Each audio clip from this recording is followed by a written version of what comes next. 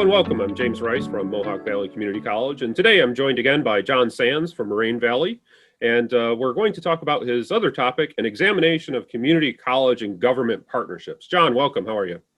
Good. And just a quick, it's more than just government partnerships. It's also partnerships with businesses. It's really just partnerships, to be totally honest. So. Well, that was going to be one of my first questions was, looking at the topic and then kind of reading through some of the abstract information, it seems like the scope of this really extended beyond. I wondered if you, just from the start, could you elaborate on the various types of industry sort of as you see them and how to go about establishing relationships with them?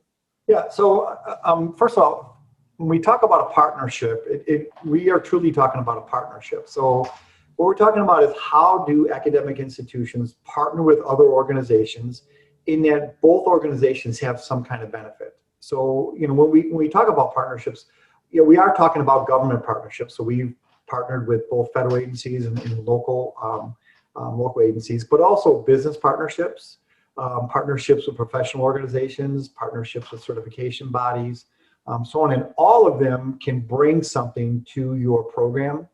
But in addition, your program can bring something to them as well. So, for example, the federal agencies, mainly what they're looking at doing is addressing, of course, the national need for cybersecurity professionals, and how do we better build that pipeline so we can address the shortages. But when we're talking about things like industry certifications, it gives them a better understanding of what our student bodies look like. It gives them a better understanding of the types of jobs that our students are looking for, what types of work experiences they bring to the table, things like that. So the idea is when we do a partnership, even with business partners, it has to be a two-way type of thing. We have to get something from them, and they're looking to get something from us. And in many cases, it really ends up enabling us to provide many more resources to our students than we would if we were just a standalone program. Mm-hmm. Now, as you're talking about extending beyond and kind of looking to tap into a variety of various, potential partnership opportunities, now, are you looking at unusual candidates, someone beyond just your local industry or just beyond the local government? Yeah, in many cases we are. For instance, we've partnered with organizations in our community that respond to, let's say, cyber incidents. And our students can get involved in lots of different ways. So those organizations will do a lot of things like, they plan different events like tabletop exercises. Well, that's a really great experience for our students to get involved in. In a lot of cases, they don't have the manpower to do all the little things that are involved in contacting the participants, setting things up, and so on. And our students can help with those things, but at the same time get involved and learn something from that process. Mm-hmm. So those are the kind of things that we look at. I mean, and another good example is, we have a lot of business partners, and we ask them to help us with the different competitions that we run on a regular basis. So we do a CCDC competition, we do a US Cyber Challenge competition, and those business partners are very active. In fact, they man our red team. They may serve as judges. They come in their SMEs for the keynote speeches. And in many cases, they'll do the debriefs, and they'll actually show students let's say how a particular attack worked and how they responded to it and how they should have responded to it. And what the businesses are getting out of it, they get to work with the students directly in this competition, and they're able to go and pick the students that have the greatest talent. Mm-hmm. And they're also able to work with students that maybe not on a high level and talk about how do you get to that level? How do you get to the level where you're going to be our next candidate that we're looking to hire?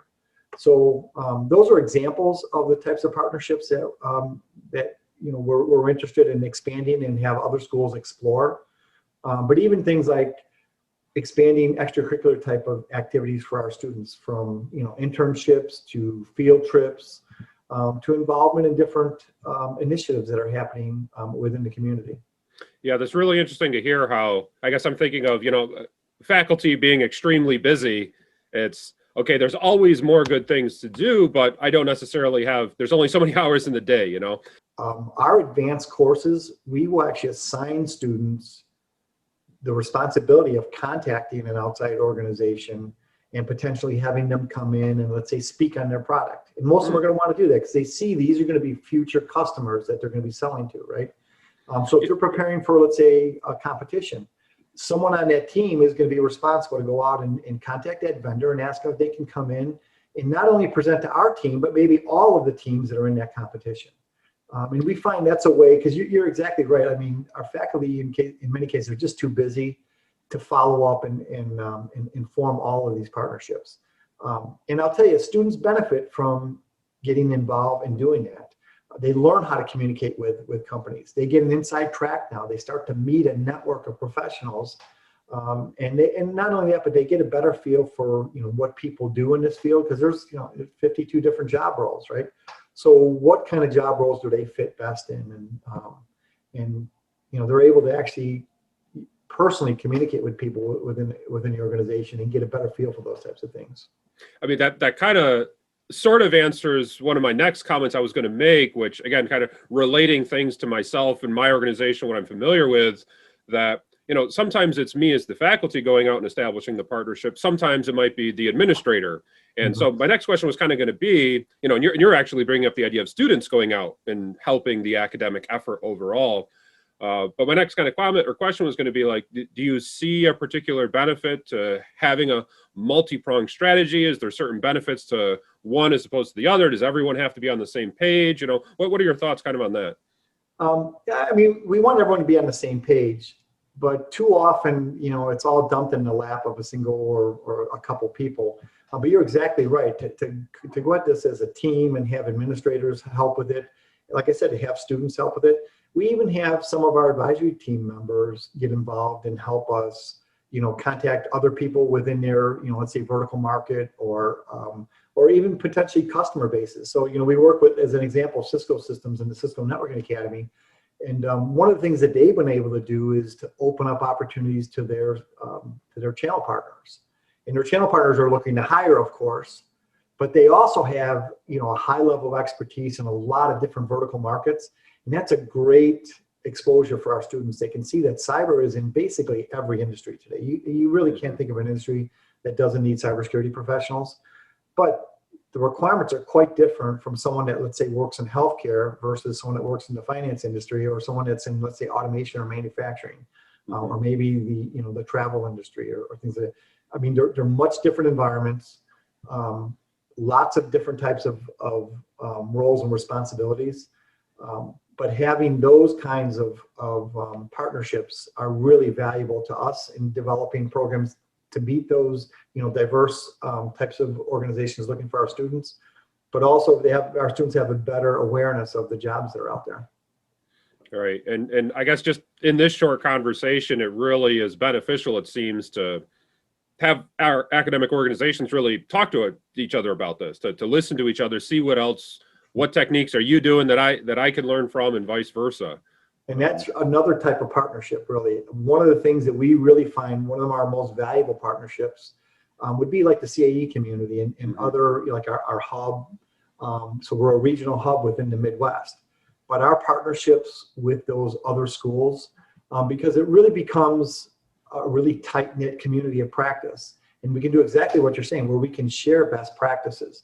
And not only share best practices, but share bandwidth. I mean, I'll give you a really good example. We had a couple companies a couple years ago said that they would hire anyone in our program that could pass certain certifications or have certain requirements. And to be totally honest, we didn't have enough graduates for them. So we could go back to our academic partners now and say, hey, here's a really good internship opportunity within our region. Would other schools want to join us in filling these? It was a benefit to them, but the company loved that they're not, just working with us, but maybe they're working with a partnership of schools, 3 or 4 schools in our region that could meet their current workforce needs. So, even institution partnerships are extremely important.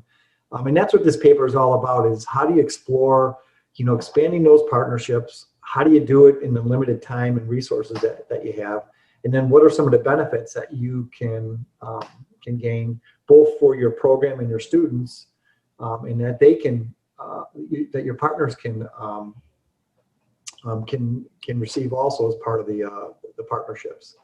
So, Well, I mean, what we'd like to ask is if you have examples of really strong and successful partnerships, we'd like to incorporate those things in this paper. my last topic I wanted to pick your brain about, which would be, let's say I'm an organization that only has a few weak or maybe just one strong, but nothing really beyond that. Do you find that this type of community would be able to help to build these types of partnerships if I don't really have anything or I don't have those formal structures to begin with? Yeah, that's a really great comment, because it is true, especially when you talk about, let's say rural schools, where there's not a lot of, potential partners within their local areas. You can also leverage, like the CAE community, to work with members in some cases share their partnerships. I mean, so another good example is we have several schools that are in Southern Illinois. They're very isolated, small schools and so on, and they don't have the bandwidth or resources. They have nearly the types of partnerships that we can maintain. But what we've done in many cases is invite them to our events, and they now become part of that community and have something to contribute. And again, it brings additional resources to their community in the long run. So, I have one school in particular I have in mind that, they're from a really tiny little, but now their students are involved in big national competitions. They've partnered with us on different initiatives, but they have a better understanding of the resources that are out there.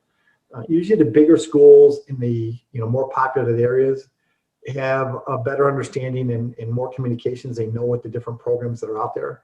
But they should take the time and share those things with the schools that don't have the same resources. And that's, again, where those academic partnerships can really, contribute to higher quality programs. Yeah, I can definitely see the benefit of things like the CAE community to starting and establishing and keeping it going, because it really is sort of an effort that takes time and persistence and cooperation and collaboration with other places to make it happen in the long run. So.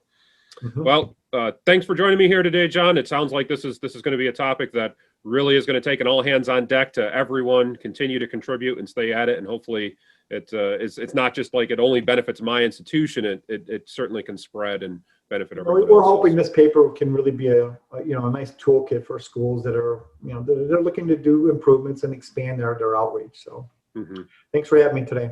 All right. Thanks, John.